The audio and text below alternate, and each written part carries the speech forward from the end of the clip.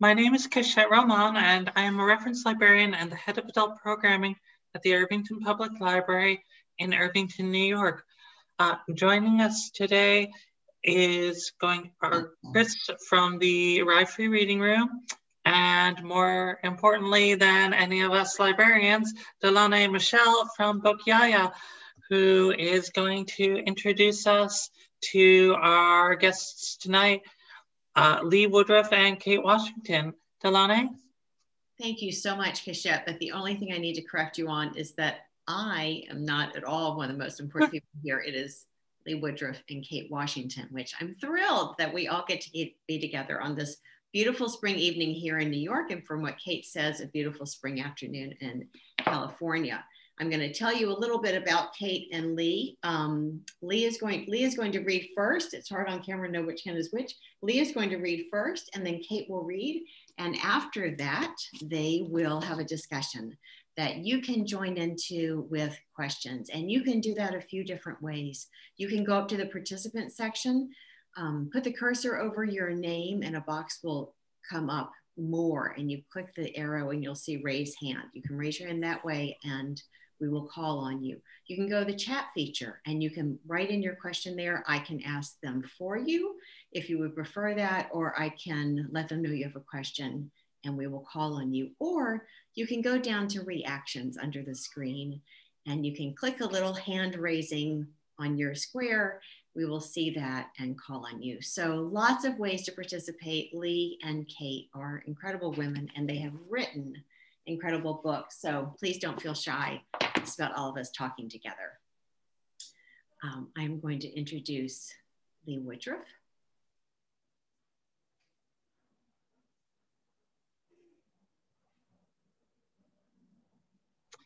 Oh, you're muted. Thank you so much. The last thing I want to be is muted while I'm reading Lee's great bio. Lee Woodruff is a journalist, popular speaker, and the author of 3 best-selling books whose distinctive voice comes from the heart. Whether she's sharing wisdom about the healthcare journey and recovery or speaking candidly about life and family, she draws on her experiences to connect with the audience. Her trademark humor and down-to-earth manner has made her a popular keynote speaker nationwide. Woodruff also runs a consulting business that helps clients become more effective interview subjects and dynamic communicators during speeches and presentations. You can learn more about her customized Speaking Your Mind sessions at her website, www.leewoodruff.com. She's also the author of 2 memoirs, the first one with her husband, Bob Woodruff, In an Instant. It's her second memoir, and she also wrote a glorious novel that if you have not read yet, grab your copy at a library or a bookstore wherever you get your books. It is a joy. So here tonight to read is Lee Woodruff. Please help me welcome her. Thank you. You know, there was a whole thing that Oprah, when she really liked a book, she would hold it. I guess it like lap was, you know, really like, and then by the face meant like buy this book. So you just did a buy this book, even though it's about 9 years old. But thank you for that, Delani. Yeah, I bet she didn't know that about Oprah. Well, I look at this book. This is what I call my book tour book. So Kate, get ready because your books are going to look like this. And it's like an old soft shoe. And it's difficult to look at this book because this is me like 9 years ago. And I thought I was old then. And now looking at Zoom for a year, looking at myself, no one needs to do that. That's all I'm saying. I can't wait till we can get back in person. Well, Kate, as an author of a book blog, which is just people always say like, why are you doing this blog? And what's the deal with the blog? The blog is just my labor of love. And in the days when we could travel and we had torsos and legs and we could leave the home, I did a lot of flying for work. And so I would just be able to rip through books, and it's the thing I'd rather do more than anything in the world. And Kate's book, As a Galley, came across my desk And I know, Delani, you're lucky enough to get a lot of books in galley form and be plugged into the book world. And for me, it's just like a child's dream. But Kate's book came across for me, and it resonated in so many ways, because not only had we both gone through a caregiving journey in a place in our lives where no one expects that to happen in our 40s, she's just such a beautiful writer. And she wrote a book which is really, if you think about it, it's sort of like Bridgerton. It shouldn't work, right? Or Hamilton, right? A rap musical about Alexander Hamilton. Who's going to go to that? Not that that's what you would think of Kate's book at first, but it's memoir. It's incredibly well-researched book about where we should be socially and societally with caregivers and people taking care of everyone. And it's a really cool look back into literature and in ways in which caregivers have appeared, from Jane Austen to a reference to the Donner Party. And for those of you in San Francisco, we can talk about that later. So my short story I'm going to read, and then truly is about Kate, is I was going about my life as a writer and a bunch of other things, and my husband was injured as a journalist by a roadside bomb. My kids were 14, 12, 5, and 5. It's the last thing you expect when you're in the trenches as a mother, but none of us are exempt from it. It wasn't like felt like I didn't deserve it. I just thought that I would be doing that stuff later in life. So I wrote a book which really started as a journal to stay sane by his bedside. He was in a coma for 36 days. He was reporting in Iraq. They took half his skull off within the first hour, which really saved his life. And this writing this story was the only thing that I had control over in my entire day. And there's a lot about writing therapy and art therapy, and I'm going to start some of my questions to Kate around that. But I picked just a short piece, and it actually has to do with friendship. I talk about what sort of sustained me through tough stuff. And one of the things I realized in hindsight was that there were 4 main legs of my stool, and each of them started with F. And it was friends and family, faith, and funny. And I think for anyone who's been through a hard time, you know, there are different versions and percentages and amounts of those F's that we all use. So I'm going to pull on the friendship one today. My friend Melanie, who appears in this, it was that friend. I don't know if when you're part of a couple with a spouse or a partner and there's another couple and you like them equally. A lot of times it's like you really like him, but she talks about the drapes too much, or she's fabulous and all he does is talk about money and how, you know, everybody owes an equal amount, $29.94 for the dinner. But when you find that couple where it all lines up, it's just perfect. And our friends Dave and Melanie were that couple. Dave was a reporter for NBC, and he died in Iraq from a deep vein thrombosis. So all of a sudden, this best friend of mine became sort of like this blood friend of mine. So here we go. It's from a chapter in Perfectly Imperfect called The Friendship Zone. When Bob was so gravely injured and our roles flip-flopped, I learned how different the tragedy of injury was from the tragedy of death. You do not have the luxury of falling apart. You must remain, in all of your waking moments, ever vigilant. There are decisions to make and doctors to talk to. There's an ever-gnawing fear that consumes you, and there are often dire predictions, which you have to fight back. There are sorrowful family members around you and information to manage, people who need to know the status, and others who must be kept at bay for fear that they will capsize you with their own grief. When Melanie, my friend, kept asking what she could do for me, it was so different from all those days when I had simply sat with her after David died. There was no sitting once Bob was injured. There was only a frantic vortex into which all normalcy was sucked. The way in which Melanie helped me was by shoring up the periphery, as I called it, taking my kids when they needed sleepovers, managing information to our mutual friends, and holding the hope for me on those days when that task seemed too heavy a load. I wish I could do more to help, she told me more than a few times. You gave up your life for me for a year. And of course, we both knew that was a misguided, if noble, emotion. Friendship should never be a quid pro quo, but I felt oddly guilty about the inequality, as if I needed to give her more to do. Sometimes all you can do is simply move forward through each new day. On the occasion of my twin daughter's kindergarten play, I'd been living in Bethesda by Bob's hospital bedside, waiting with his brothers and parents for him to emerge from his medically induced coma. I needed to fly home and enter my house for the first time since his injury. What had once been a bustling household waiting for Dad to return from covering a story or reporting the news was now a place I dreaded. Would it be the new site of a sick house, the home of a father and husband who was diminished somehow, crippled in the eyes of his children? The kitchen that we had just remodeled seemed shiny and new, too bright for the tenor of our now muted lives. The ones lived in the ICU, vacillating between hopefulness and despair.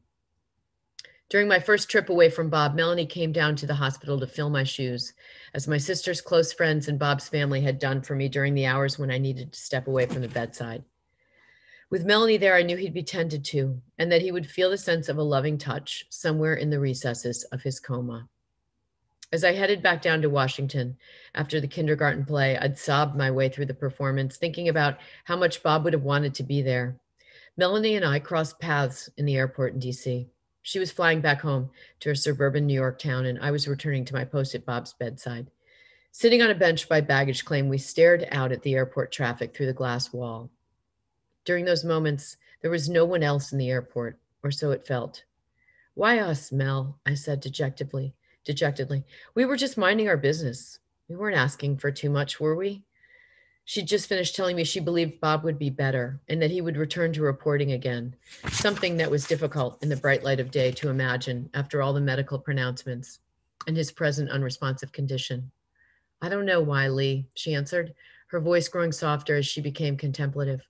"But I have you as my friend, and that gives me the strength to get up on those mornings when I just want to roll over." There's very little in life that can equal the rich, deep connective tissue of the committed, loving relationship of a good marriage. The years logged, the family created, the memories and shared experiences, the feeling that someone loves you despite your flaws, and the parts that they'd change if they could. All of those things made me feel so completely whole married to Bob. But if I couldn't have them, if Bob were to have died in that hospital or never came back as a functioning person, I knew that I would have my children, my family, and the power of friendship of girlfriends like Mel. They would all help to pull me back out into the light eventually, and that was a mighty powerful feeling. It was much more than a consolation prize. All right now. Well, Jelani, are you going to introduce Kate? Excuse me, I am going to introduce Kate. Yes. Yeah, because everybody else can dry their eyes after hearing that. That was utterly beautiful. I'm going to take off your spotlight for a minute, Lee. Please. And then we will have Kate up. Thank you. Kate Washington is here with her incredible book, Already Toast. Kate Washington is an essayist and writer in Northern California and the dining critic for the Sacramento Bee. Washington's work includes creative nonfiction, essays, memoir, deeply researched long-form pieces, food writing, and restaurant reviews, including both pans and raves.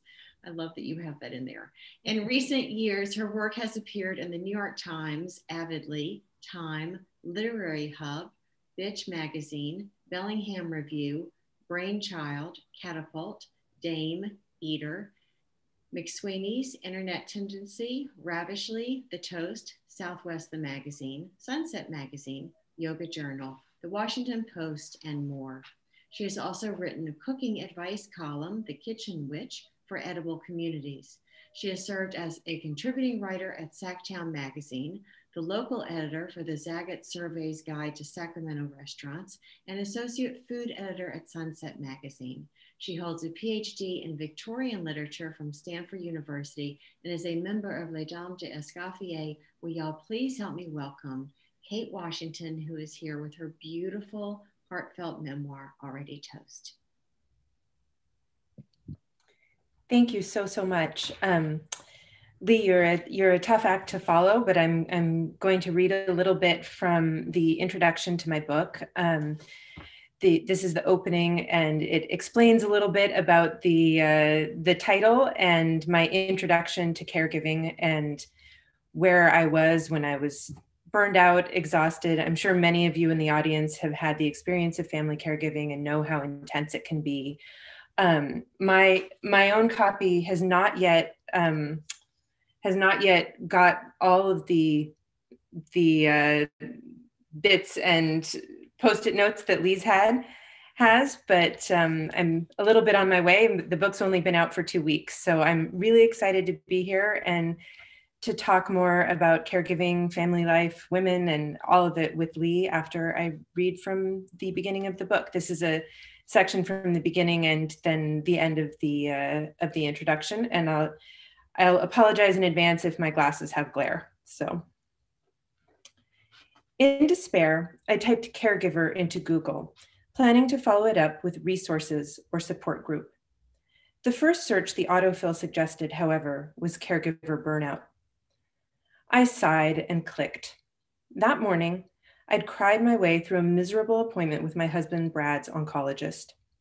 The news we had received had been no grimmer than any other development over the preceding 18 months of his treatment for a rare T-cell lymphoma, which had included a debilitating stem cell transplant. But on that hot July day in 2016, I was so exhausted by the caring grind that I could no longer cope. To my embarrassment, I couldn't stop weeping or even look up. I'd always tried to project competence with Brad's physicians so they would take my questions seriously. But by 10 a.m., I was already worn out. I had spent the morning packing lunches, running our kids to summer camp, loading a heavy wheelchair into the car, wheeling my frail husband across hot asphalt, and picking up a dozen new meds from the Cancer Center pharmacy, all on not enough sleep and with the knowledge that bills, laundry, and plenty else were waiting for me at home. My good caregiver mask dropped. Tears fell on the coral-colored jersey dress I'd worn to try to present myself as capable rather than a frazzled disaster. As I broke down, the oncologist chided me for not taking good enough care of myself. If I didn't, he said, how could I take care of my husband? Fragile and overextended, I heard in that question an implication that the only point of me, as a human and not coincidentally as a woman, was to care for another person. What about my own life? Didn't I deserve care in my own right? I left the office as silently as I'd sat in it, but fuming now instead of crying. The so-called self-care that the oncologist had prescribed felt like yet another task I resented, yet another obligation I had to fulfill. What I wanted was for somebody else to volunteer to care for me. Still, I dutifully went home and Googled, intending to look for resources. The top result for caregiver burnout was a quiz to determine whether the caregiver taking it was burned out. I took it. At the end, I got the breezy result, "You're already toast," illustrated with a stock photo of a burned piece of bread. The website recommended taking more time for myself, getting a massage or going on walks, arranging for care so I could have an hour to myself, or even an occasional night away. But it said nothing about what to do as if I was already doing those things and was burned out anyway. At first, I wasn't particularly bothered by the quiz's cheerful assertion that I was already toast. Toast is the food of invalids and the food of comfort. The food I turn to when I am sick, when I am sad, when someone I love is either of those things. Cut into strips, soaked in butter, unchallenging, warm, browned, delicious thanks to the Maillard reaction. Why is it also a negative word? Why, you're toast. Toasting usually makes things better. Burning makes them worse. But this quiz result was clearly negative. You're done. Crisped, eaten, chewed up, swallowed. It sounded about right. I spent more than 2 years as Brad's primary caregiver during the long, intense crisis phase of his illness. In the years since, as he's endured disability and chronic illness, my responsibilities have ebbed and flowed depending on his health. During the long crisis, I was so overwhelmed and eventually so burned out that sometimes I fantasized about simply turning around while driving to the pharmacy or the grocery store, heading to the airport instead and buying a ticket on any plane going somewhere semi-tropical. I was 42 when Brad was diagnosed, and I joked to friends that I was having a very inconvenient midlife crisis. But under the dark humor lay a lot of truth. What stopped me from abandoning my life was the thought of the fallout, likely endangering my husband's life, shocking our friends, further traumatizing our already fragile children, inducing lifelong guilt by becoming a person who left her husband at his lowest point, alienating everyone I've ever loved, everyone who has ever loved me. I stayed. Brad is no longer desperately ill, but he was permanently disabled by the after effects of his treatment. We've worked hard, often painfully, to rebuild our marriage and our lives. It's still a work in progress. In the long ordeal of his illness, his survival was the focus. If cancer is often described as a battle, a metaphor I dislike since it's hardly a fair fight, I feel like my life was collateral damage. My book is the story of the toll that caregiving can take and of how heavily the weight of caregiving can fall, especially on women. Our culture undervalues caring and exploits those who care for others, shunting these tasks disproportionately onto women, people of color, and other marginalized groups, often paying them no more than minimum wage for their efforts. And society often frames family caregiving as both priceless and worthless, as Evelyn Nakano-Glenn puts it in her 2010 book, Forced to Care. In other words, sentimentalized narratives around caregiving may tell us the work we do is an invaluable gift that is its own reward, as in the very title of a recent book, Priceless Caregiving, Stories of Elder Care Success, Courage, and Strength. Yet the work of most family caregivers receives little financial support and so lacks economic worth. Most family caregivers are never paid, and indeed most take a profound financial hit due to a lack of societal support or of adequate work leave for their role. In truth, however, the work we do has extraordinary economic and social value. Rethinking caring labor in all of its forms and compensating that labor adequately is a major issue for contemporary feminism and social justice, one that the coronavirus pandemic has laid particularly bare. My book seeks to bring to light the often hidden phenomenon of caregiving, its invisibility, how American healthcare takes it for granted, how both sexism and racism can drive the assumptions we make about it, how quickly caregivers can burn out, and how urgently we need to change those patterns if we are to build a compassionate, truly caring society that both patients and caregivers deserve. Nearly everyone has seen the fallout of the crisis in caregiving. The plight of an elderly neighbor or relative who lives far from children or grandchildren, the friend who must declare bankruptcy after catastrophic medical treatment, even waiting lists for expensive daycare slots for kids, all illustrate how thoroughly our society has ignored those who need care. In some ways, the crisis in caregiving for the ill or disabled is an unintended consequence of the success of medical treatment, which has extended the lives of people who in generations past might have died. Brad barely survived a relatively new treatment for aggressive lymphoma.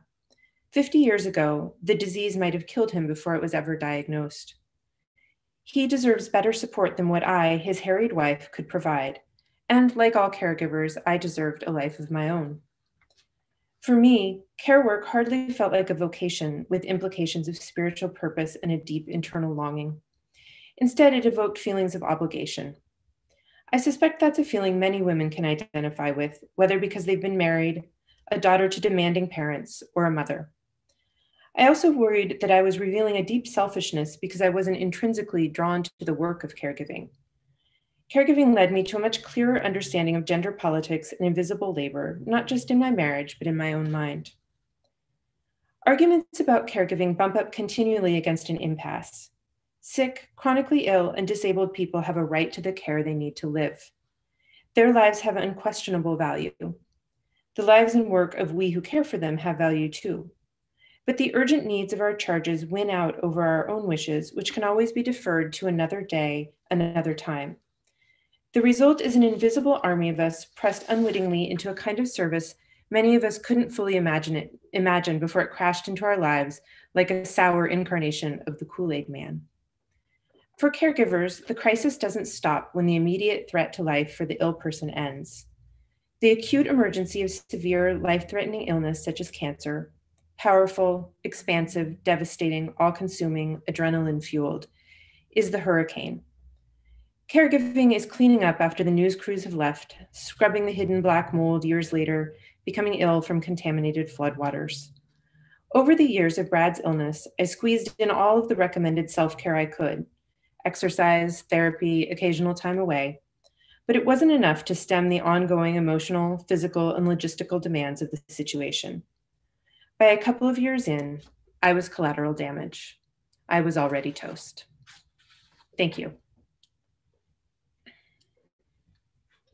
Thank you so much for that beautiful, powerful reading, Kate. I'm thrilled that we get to hear the two of y'all talk about your experiences together. So I'm going to monitor questions. If anyone wants to join the conversation and speak to Kate or Lee and with a question, please do participate. Yeah, we will really hope people will ask questions. And I mean, that Kate, that reading, that selection, that encapsulates everything. So the book is you, the book is all of us who will face caregiving. And it's not, you know, well, the majority of caregivers, at least in this country, are women. There are men that are caregiving as well, of course. But let's start with three things I'm jealous of. One, your bookshelf, and I recognize an English literature book that I might have read in college, off to the left, everybody. Two, the fact that you are, a food critic, so you get to go out to eat and write about it. Let's talk about that for a tiny minute. I've been on hiatus for about a year because of dining restrictions, but yes, that has been my longtime work. I'm a freelance and contract writer, so that's been kind of my main work. And I was a writer, but long before I was a caregiver. So I was interested to hear you say that, you know, you wrote and blogged through the injury, because that was kind of the genesis of my book as well. Well, then you just took my first question. So you go with that. Let us know when did you start writing? Was there one moment where you just said, I have to get my laptop or a paper and pen? Talk about that. Well, I mean, as you know, there's a lot of downtime at hospitals and waiting, always waiting for the doctors to come on rounds, and they inevitably come right after you decided you couldn't wait 1 second longer for a cup of coffee and stepped out for 2 seconds. But there was a lot of bedside waiting. So I would bring a computer. I've been in a writing workshop for a long time, so that was online. So I stayed in that, and I often was just writing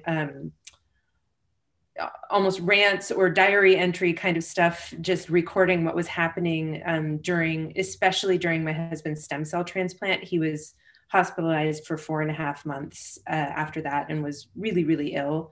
So it was a long ordeal and very taxing. My children were 10 and 6 at that time.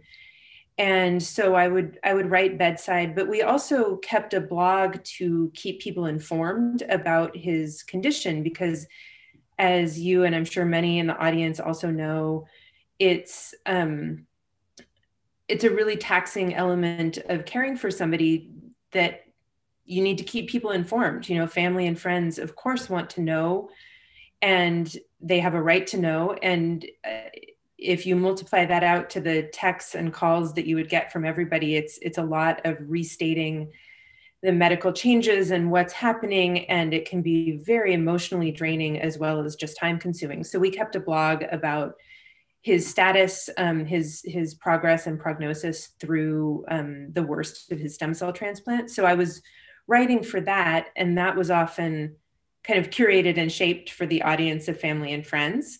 And then there was the more let it all hang out writing for myself and for my writing workshop. And those two threads came together eventually in the book, along with a strand of research that I used to buttress my own story and try to talk a little bit about the broader story of caregiving in America, which is, systemically radically undersupported, and that puts a huge burden on the 53 million Americans who are currently unpaid family caregivers for friends or family. And I just want to say, a word about that. A lot of times people will say, oh, I don't want to read a memoir about something like that. It's sad. And, I went through some cancer or something with my dad.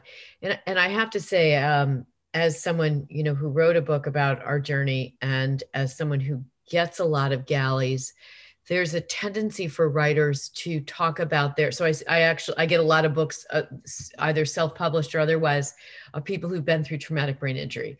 And the typical memoir, it's so easy to just go through the litany from the beginning, pre-injury, injury happens, and then hear all the things that happen in the hospital. And I I really need to think about it someday, but what makes to me a super compelling memoir with a journey like that is not just going through time dimensionally and this happened and then this happened. And you have this amazing ability in this book to braid yours and Brad's experiences, your very sometimes undistilled thoughts of just wanting to run. And I think any caregiver who says they never felt that, even as a dream, even as just like, I'm just not even going to go back with my Ben and Jerry's, I'm just going to drive to California right now, is lying. And then the second braid is the research you did on caregiving, which is well done and not eat your peas at all. And then the third piece is this wonderful grounding in the literature and knowing you're a PhD Victorian literature. It puts a lot in perspective. But all of these three things, guys, create this three-dimensional story, which just keeps you turning pages. Well, thank you. Thank you. That's really kind. But as I say, I really wanted to broaden it out, tell a bigger story than just my story. One of the reasons was that I was conscious that, I have been a relatively privileged caregiver. I had family help. We had resources to rely on and fall back on. And so I certainly I wanted to talk about the ways in which it was hard and draining despite that, but I also didn't want it to simply be a poor me narrative. And one of the things that was interesting for me about the literary and cultural representations was that I was looking back at books that I had loved for decades, like Jane Eyre or Middlemarch, classics that were long time favorites. And I really returned to them when Brad was at his most ill as comfort reads, and including children's literature as well, Little Women, the Anne of Green Gables series, things that I'd loved, all my life or close to it. And I didn't go back to them looking to get insights on caregiving. I went back to them looking to have a read that would sustain me at a hard time. And what I started noticing was that there were these caregiver figures in the shadows that I'd never really thought about and never really noticed as a reader over the years when I was enjoying and rereading those books. And I felt it was so interesting that those figures were there all along. And for me, it really functioned as a metaphor of how caregiving operates more generally in society, is that it's something that's often taking place behind closed doors. People are going through hard times, making tough choices, and it's largely invisible to the broader society, but it's an incredibly common experience, as you know, and you start to see it once you're in it. And you talked about this occurring to you at a phase of life when you didn't expect it, and that was very much the same for me. Well, and I know, Jelani, I'm going to pause so you can do this question, but I don't want to forget too, and guys, don't let me forget that part of the conversation that Kate and I wanted to have is how COVID has really highlighted so many of this for people who didn't have this as an issue before, but so everybody in that sense is a caregiver in some way in their own home, but we can get to that in a sec. Yeah, beautifully said. And I would love to also, when y'all speak about that, Kate, I would love to hear how your view of your memoir changed once, as Lee said, so many more people in America took on that role than possibly when you were writing your book. From Diana Hurwitz, Kate, what were your legs of the stool that Lee spoke about? What helped support you through this difficult process, or who helped you? Oh, that's a great question. And I definitely want to give credit where it's due for that. We were fortunate in a lot of ways. My husband, he's had to take a retirement from work, but he was a professor at Sacramento State University. I live here in Sacramento. And so I want to say, first of all, that he had good insurance and benefits, which were critical in our journey. But for me, more personally, as I said, my kids were young. The thing that I think about maybe almost the most is a couple that we had not known that well prior to Brad's illness, but who offered their younger daughter was the same age as our younger daughter. And they just said, look, no arguments, bring Lucy over every Sunday at 9 a.m. and we will take her all day Sunday, every week until he's better. So for more than a year, we dropped her off every Sunday. And it was like the kind of help that I wish I could, hand to everybody in this kind of thing. So friends, communities of other parents, our family, my husband's family is in Canada, in Ottawa, and his parents came and moved in with us and were an invaluable support for him and for me.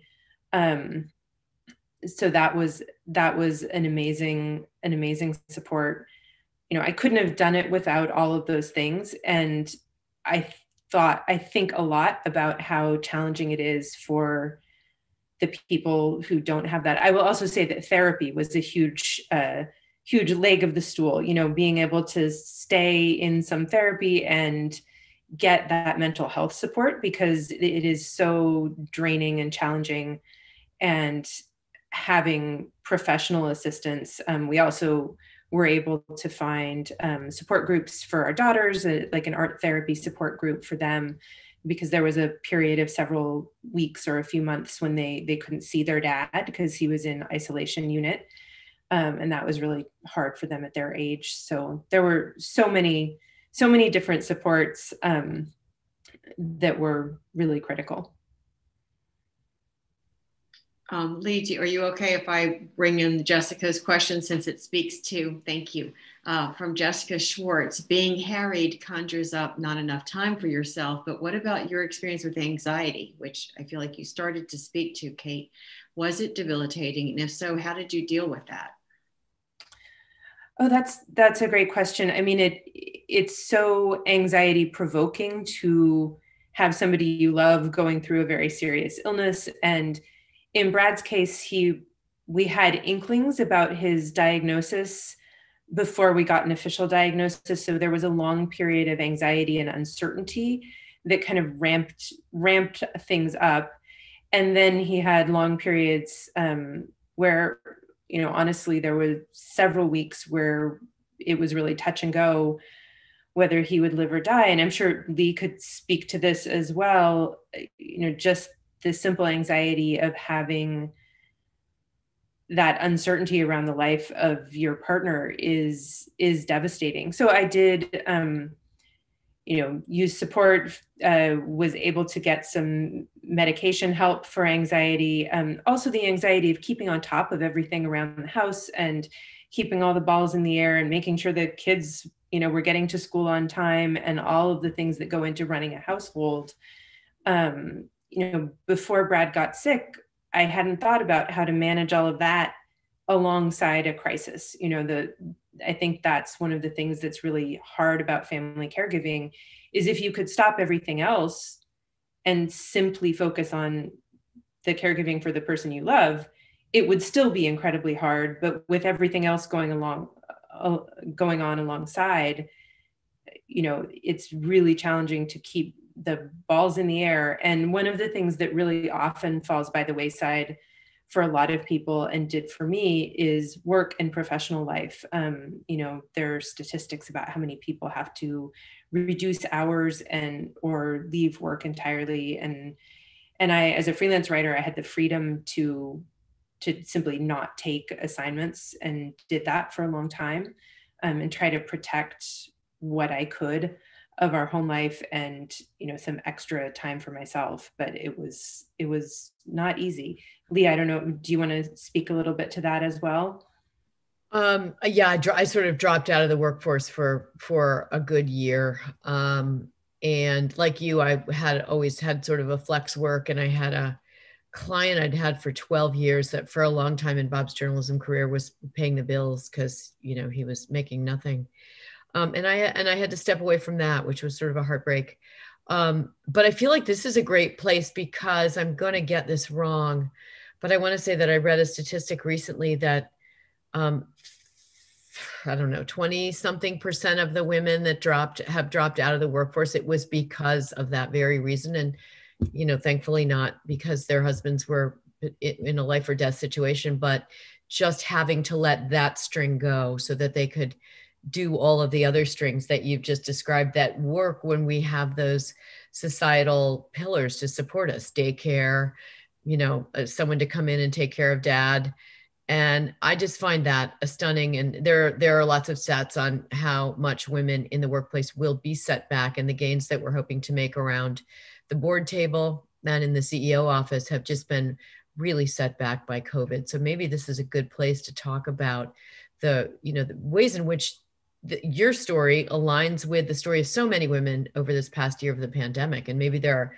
folks in the audience who have similar stories to share.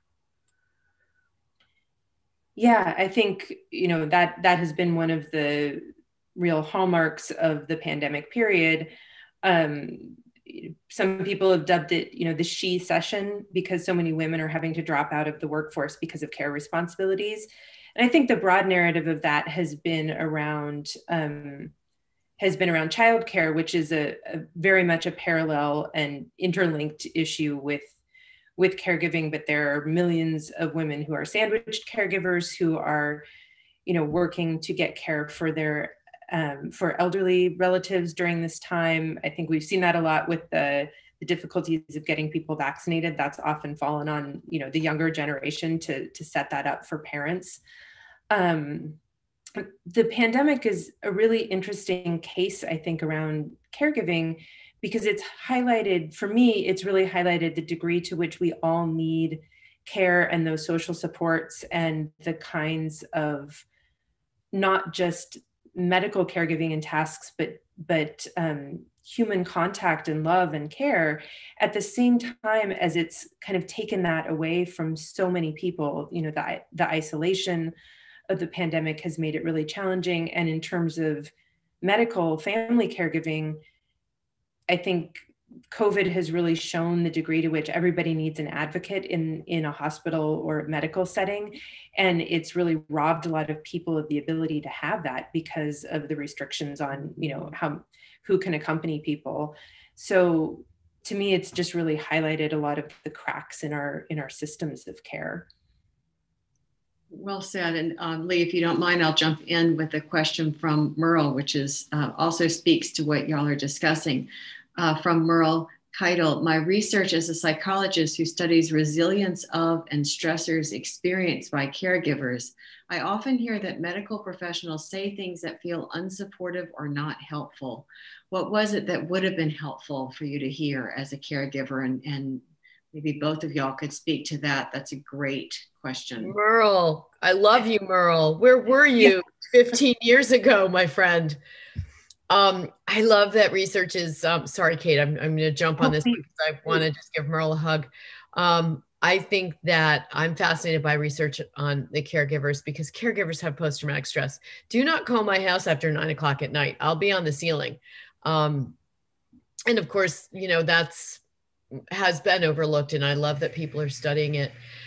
I know that there are a lot of things going on in med school with empathy and how to talk to people as a human being and how to deliver news. And I think we still need a lot of work on that. I don't know what gave me the ability to do this, maybe just being older than the 20-something young wives that were in Bethesda Naval Hospital in the military. But I decided I didn't want to hear the prognosis. So I told everybody I did not want to hear what traumatic brain injury was. I was not going on Google. That until Bob woke up and we saw his baseline, I did not want to go to bed every night with every possible worst case scenario. And I was amazed at the things that were said. Mrs. Woodruff, your husband's on the knife's edge. Do you understand he'll probably never be able to speak on the phone again? And I found those things, I understood them. What I wanted was for somebody to be able to talk to me in a way that left the door open for hope. And what I found, and what I say when I speak at medical conventions or other places, is that the doctors need to watch what the nurses do. And the nurses know how to tell a story. So the doctor would come in and be like, non-responsive. Like Kate said, it was always when I was like in the bathroom, right? Oh, you missed the doctor again. And they said he was non-responsive. So, until he's waking up on his own, too bad. And the nurses would come in and say, you know what? We had somebody in here just like him. And guess what he's doing now? He's reading a book to his grandchild. So you just, buck up there. And I thought, you didn't tell me he was going to be okay. You didn't give me a percentage. You told me a story that allowed me to hope that that could be my husband. And I think if we could learn to be better storytellers, we could parse hope in a better way. Kate, I don't know if you had that. I realized like Bob was in this weird place where they needed him to wake up, and I didn't want anyone to rush to judgment. You had this kind of slow burn, as you said, this creeping, like something's wrong. Oh, we think it might be. Now it is.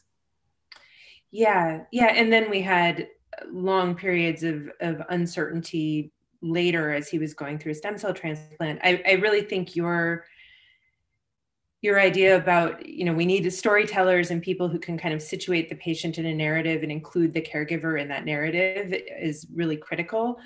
And I would also say that for me, what I needed was a recognition that Brad was like a full person with a social and familial context around him, and that I was a part of that context, and that I also had that context, that I wasn't simply there as a device to help him survive. I was there as the mother of our children, as in my case, the keeper of our home, as the person who might have dropped a lot of other responsibilities, and who also often, the doctors were there having another day at the office and I was having the worst day of my life. And I think there's often a failure to recognize that I think it's great, Lee, that you pointed to the nurses, because I think in my experience, frequently the nurses did see and appreciate that context in a way that the doctors who were busy and who were focused on kind of the science of and the medical details of Brad's case were not as focused on the human context around those medical details. And I think of it sometimes in terms of, STEM education. Our STEM education has really outstripped our care education and our humanities and human education. And maybe we need to pour a little bit more focus back into care and the human connections to kind of see how to keep pace on a human level with all of the amazing advances that medical science has made. I think on a broader systemic level, more funding for social workers, more funding for counselors in the hospital, more outreach to patients and families around those things would all go a hugely long way to easing this for caregivers and families. And I want to make sure I'm not slamming doctors, because I had a number of really empathetic and wonderful doctors. And I had really wonderful conversations with my doctors, because I was, an old Nurse Ratched type gal in the hospital. I would say, okay, what, look what you just said. Are you using the knife's edge? And I remember one day when they kept using the same damn lines over and over again. It's a marathon, not a sprint. My work that day to keep my brain busy was to write them new analogies for what they could say to patients for brain injuries. They did not quite not know what to do with me, but I would also say to them, you gotta say that better to me. Like you just ruined my day. I will remember that for the rest of my life. And they would sort of laugh a little bit. But I also know that when I said to one of the doctors whom I'm still friends with today, we both are, how do you do this every day?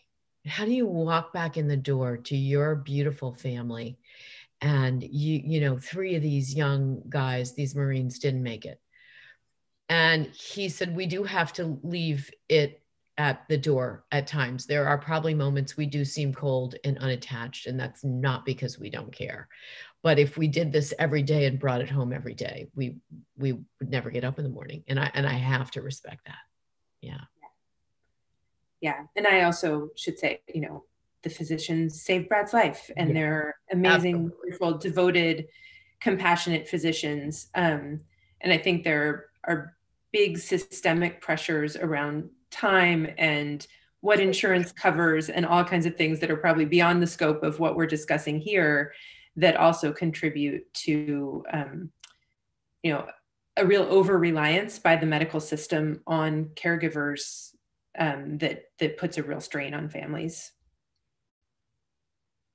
And very interesting question from Barbara Smith to y'all, both of you. As a mom of palliative care doctor, I wonder if you had any dealings with palliative care. They know how to tell stories. I did with my dad. And aren't you a lucky mom? Boy, I think the people that choose to go into this and the hospice workers and the hospice nurses, that is just God's work. You don't even have to believe in God to say that. But I can't say enough about that work. And I think as we look more at life and are able to talk about death as a part of life, hopefully not at the ages that Brad and Bob were at that unnatural part, but when my dad was, 80 something with Alzheimer's, oh my gosh, those people were incredible. And instead of fighting death, it was about teaching all of us around the bedside how to accept it. And my dad had a beautiful death because of palliative care doctor. So thank you. Barbara. Yeah, that's really wonderful to hear, and I'm really glad that palliative care as a specialty seems to be growing in recognition. Obviously, Brad survived his ordeal, but there were these moments when it was really touch and go, and we actually did end up being in contact with a wonderful palliative care doctor who was on the oncology service at his big hospital, and who happened to be the dad of a friend of my older daughter. And so he started looking in on and checking on Brad. And it was when Nathan, started kind of coming around. He would come around and just talk with Brad. Brad is a poet. And so they would talk about poetry and read a little bit of poetry together. And when he had breaks, so Brad wasn't an official patient, but though the service did provide certain things for him through palliative care, but that actually really helped us navigate what was a very baffling and overwhelming system. And so the contact with the warmth and kind of human touch of palliative care was important in our journey, even though we didn't end up, using them for end of life situation, thankfully. But I think, yeah, I would love to see more specialties take the same kind of approach that palliative care takes to the whole patient. So Kate, when did you know you had a book? When did you say to yourself, oh my gosh, these scribblings and these rantings, I've got something that I think maybe other people could learn from or be helpful? Gosh, I think, it was in the year or so after Brad was released from the hospital after his stem cell transplant. I had been looking for a book like the one I ended up writing and not finding it, and started to have the vision of something that integrated all these different strands that we were talking about before. And I was able to take a few days while he was still quite ill, thanks to my mother-in-law, and go by myself to write something, and ended up writing 12 hours a day. And it was then in the year or so after the worst of his illness that I really started pulling it together. But it took several more years to shape a proposal and place the book, and then finally write it for real. So as you know, it's a long process. Jorge has three wonderful questions that it would be great if both of y'all would address. How did people do this in the past? Is this a first world problem? And what solutions do y'all recommend? He didn't say. I'm going to let Kate do that because this is all her research and also the Victorian era caregivers. Yeah, I mean, I think in the past and in the Victorian era, care was very much done at home. For many years, there were no hospitals, or hospitals were places of last resort. It's an interesting and challenging question, I think, in part because the medical system and what it could do for people was so different. Often care in extreme illness, situations of extreme illness, was end of life care, and there, which often, obviously, it also still is, but there are more people, I think, living with high medical needs and with high medical needs at home, perhaps, than in the past, which is not at all to discount the hard work of caregivers of yore, because it was, you know, a physically incredibly grueling job. I've also done some research on food and caregiving, and the kinds, old recipe books from the 19th century all have sections on like the care and feeding of invalids. So they have kind of a general medical manual. And I think there were more multi-generational households to provide a kind of community support, but I don't want to paint a rosy picture of caregiving in the past. I think that caregiving has always been hard, and it will never be particularly, you know, a walk in the park. It's going to be difficult to care for and worry about the people you love the most, no matter what. But I do think that broad systemic solutions could go a long way to easing some of the solvable aspects of caregiving. Some of the strains that we could amend would really include things like the financial challenges and difficulties just of dealing with paperwork and insurance. You know, if there were more guaranteed insurance, more, you know, perhaps universal health care, which I know is controversial, but I think could go a long way toward making sure that people aren't falling between the cracks of care. And that would be, in the end, a benefit for caregivers. In America, we lack paid leave, and we're the only rich nation that lacks paid family leave. And if people had the option of taking time off work with pay to care for their families, they could experience less stress potentially.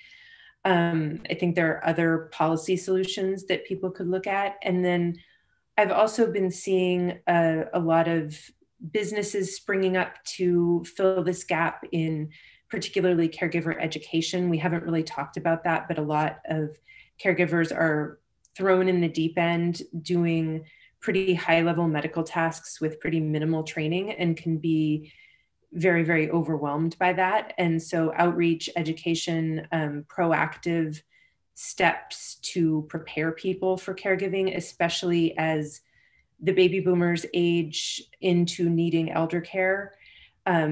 Just the demographic facts are that we are going to have a care crisis, and that millions more of us need to be prepared to care for somebody in our lives. So addressing this on kind of a broad societal level, as well as community care networks, informal help among different people would go a long way as well.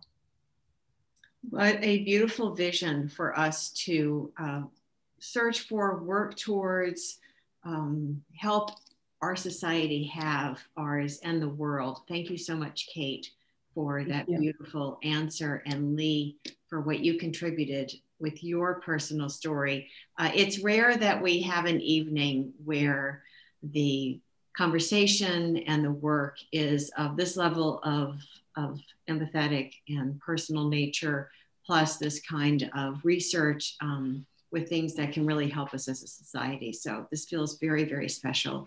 I'm going to ask everybody to unmute, because I know that you want to applaud Kate and Lee for their beautiful evening. Yes, I am holding up these books right backwards. Okay.